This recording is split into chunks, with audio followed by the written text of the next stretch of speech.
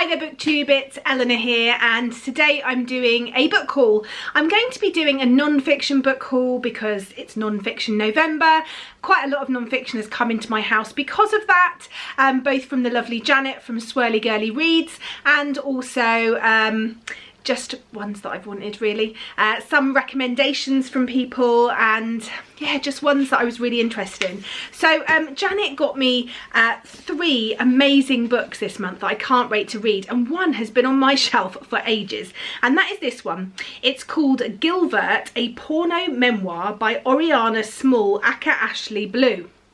That is a mouthful. So I don't know anything really about porn, but this is about Oriana Small, who is a writer and visual artist from Southern California, but as Ashley Blue she appeared in over 300 adult films, including the infamous Gilbert series, which again I've not heard of, directed 17 adult film features, co-hosted Playboy TV's Night Calls Hotline, and has won numerous adult film industry awards, including AVN's Female Performer of the Year in 2004 and Best Supporting Actress in 2005. She lives and works with her husband, photographer David Naz, and her cat and dog in the Hollywood Hills. So I just think this is going to be interesting and something, like I say, that I know nothing about, so it'll either be a big hit or a big old miss, but we shall see. The next book is called The Miracle and Tragedy of the Dionne Quintuplets by Sarah Miller. Now this is narrative non-fiction about this set of quintuplets that were born I think in the 30s in Ontario, Canada, and became a bit of a tourist attraction and were highly sort of publicised and made famous really, and about how that may have affected their lives. It was 5 I think it's identical girls, and then this is just looking at their story and what happened, and I just think it'll be really interesting. I just always find this idea of you know, quintuplets is a massive amount of children to have in one go, and I just find it very interesting.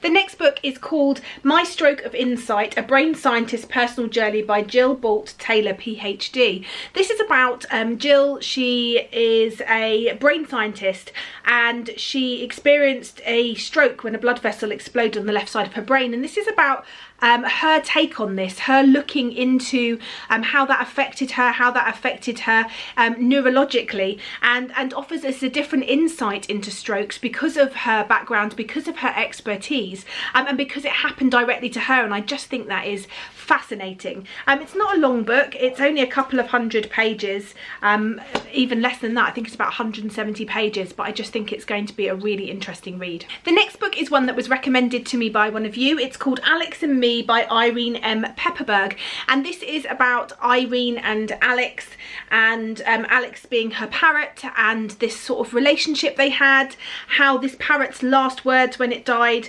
were you be good, I love you, which I think is just fascinating. And it says how a scientist and a parrot discovered a hidden world of animal intelligence and formed a deep bond in the process. So I think there's going to be science in there, there's going to be looking at animals and language and birds and their relationship, and science. I just think this sounds fascinating. I love anything like this, anything that is human and animal together, and an exploration of animals through a more sort of deeper connection. I really think that's an interesting book, and definitely one that I want to read. This next one I've heard lots of people talk about, and actually it's from listening to people talk and review this that's made me given me the push to pick it up. It's called Good Talk, a Memoir and Conversation by Myra Jacob. This is a graphic novel, and not necessarily in a sort of format or sort of art style that I would normally go for. There's quite a lot of photographs here, and then they're overlaid with black and white pictures, and I think this is about her time talking to, I think it was her son, about race. And it says here on the back, a bold, wry and intimate graphic novel about identity, interracial families and the realities that divide us. So I think it's going to be a fast but very impactful read, and it's one that I'm looking forward to and maybe even read this month. The next one is one that I have been highly anticipating and I can't wait to read. It's called Guest House for Young Widows Among the Women of ISIS by Azadeh Mohaveni, I think that's right. And it says here, in early 2014, the Islamic State clinched its control of Raqqa in Syria. Baghdadi, the leader of ISIS, urged Muslims around the world to come join the caliphate. Having witnessed the brutal oppression of the Assad regime in Syria and moved to fight for justice, thousands of women heeded his call. At the heart of this story is a cast of unforgettable young women who responded. Emma from Germany, Sharmina from Bethnal Green, London, Noor from Tunis, where these women, some still in school, from urban families, some with university degrees and bookshelves filled with novels by Jane Austen and Dan Brown, many with cosmopolitan dreams of travel and adventure. But instead of finding a land of justice and piety, they found themselves trapped within the most brutal terrorist regime of the 21st century, a world of chaos and upheaval and violence. What is the line between victim and collaborator? How do we judge these women who've both suffered and inflicted intense pain? What role is there for Muslim women in the West?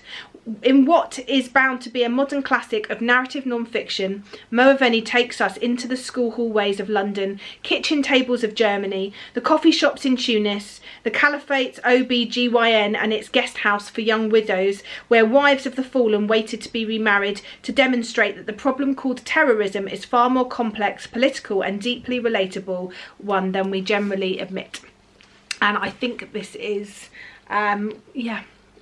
what more can you say really? I mean, that says it all. I think it's going to be a side that I've never seen before, a conversation that I have never sort of read much about, and fascinating. So I really look forward to reading this one and letting you know my thoughts. So that's some of the non-fiction that I've either been gifted by the lovely Janet as part of our swap every month, or that I have picked up myself, and I just can't wait to get to as much of this as I can. Maybe some this month. I'm going to be adding it to my shelf and we'll see how I get on. There's just so many books and so little time, as always. Let me know if you've read any of these and what your thoughts were on them, and if there's any that you particularly want me to pick up sooner rather than later, maybe I'll try and push them to the top of my TBR. Anyway, that's it from me, and I look forward to speaking to you soon. Bye for now, BookTube.